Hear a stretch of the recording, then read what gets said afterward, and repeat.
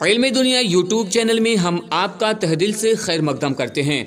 Domicile कानून लाकर बिहारियों को देंगे रोजगार, कहा तेजस्वी प्रसाद यादव ने। वहीं पर बिहार के उप मुख्यमंत्री सुशील कुमार मोदी ने बिहार के अभ्यर्थियों का मजाक उड़ाते हुए कहा कि अगर चांद पे नौकरी मिले तो बिहारी वहां पे भी नहीं छोड़ेंगे। सवाल उनसे पूछना यह है कि बिहार में रोजगार देते नहीं और बात करते हैं चांद पर नौकरी का। तो पूरी बात हम आपको इस वीडियो में बताने वाले हैं, तो वीडियो को अंत तक जरूर देखिएगा। वीडियो को शुरू करने से पहले गुजारिश है कि अगर अभी तक आपने हमारे चैनल को सब्सक्राइब नहीं किया है तो सब्सक्राइब करके बेल आइकन को दबा लीजिए ताकि आने वाले लेटेस्ट वीडियोस का नोटिफिकेशन आपको मिलता रहे। तो दोस्तों, यहाँ पे बिहार के नेता प्रतिपक्ष तेजस्वी प्रसाद यादव ने कहा है कि डोमिसाइल कानून लाकर बिहारियों को देंगे रोजगार। बिहार विधानसभा में नेता प्रतिपक्ष तेजस्वी प्रसाद यादव ने कहा कि बिहार में डबल इंजन की सरकार होते हुए भी राज्य में रोजगार की व्यवस्था की होती तो बेरोजगारी हटाओ यात्रा पर वे नहीं निकलते।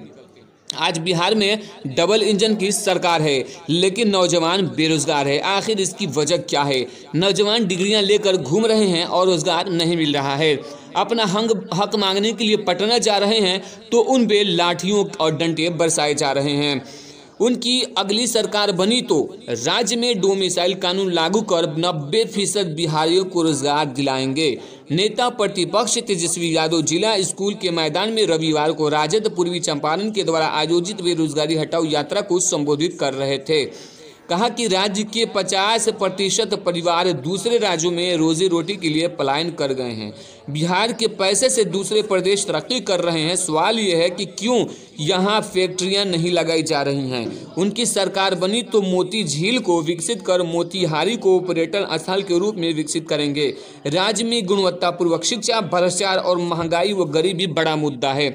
आप देख सकते हैं कि अभी तकरीबन 4.5 लाख बिहार में शिक्षक हड़ताल पे बैठे हुए हैं और बिहार सरकार और नीतीश कुमार उनके धमकियां दे रहे हैं। टीचरों को सस्पेंड किया जा रहा है, उन्हें निलंबित किया जा रहा है।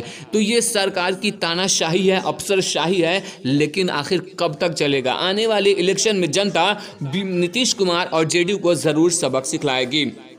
सरकार जनता को मुद्दों से भटकाने के लिए सीए, एनआरसी और एनपीआर जैसी बातों को कर रही है, क्योंकि सरकार ने कोई भी अब तक विकास नहीं किया है और जनता को भटकाने के लिए इस तरीके के हथकंडे अपनाए जा रहे हैं।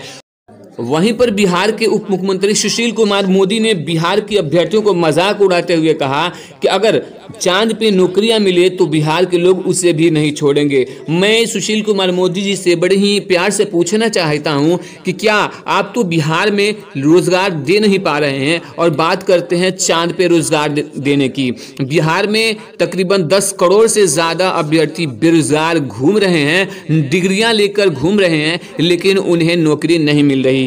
राज्य में आपकी सरकार है और केंद्र में भी आपकी सरकार है। 2013 से लेकर अब तक हम पूछना चाहते हैं कि कौन ऐसी टीचर्स की बहाली हुई है जो पूर्ण रूप से हुई हो। 2011 का टेट लें, 12 का स्टेट लिया जाए या 2013 का उर्दू टेट लिया जाए या 17 का बीटेट लिया जाए, अब तक किसी भी टेट को पूर्ण रूप से बहाली नहीं मिली है। या बीपीएससी दरोगा बहाली हो, कोई भी एग्जाम जो कंडक्ट किया हो बिहार सरकार ने, उसको पूर्ण रूप से बगैर केस मुकदमा किए हुए कोई भी बहाली प्रक्रिया पूरी हुई हो तो हमें बताएं। दोस्तों, आप क्या कहते हैं इन बातों पे? क्या सुशील कुमार मोदी को ऐसी बातें करना चाहिए? आप हमें अपनी राय कमेंट बॉक्स में जरूर दीजिए। और तेजस्वी प्रसाद यादव ने कहा है कि अगर उनकी सरकार बनती है तो 90% बिहारियों को रोजगार मिलेगा और डोमिसाइल कानून लागू करेंगे। तो आप इनकी बातों से कहां तक सहमत हैं? कमेंट करके जरूर बताएं। वीडियो अच्छी लगी तो लाइक कीजिए और दोस्तों के साथ शेयर जरूर कीजिएगा।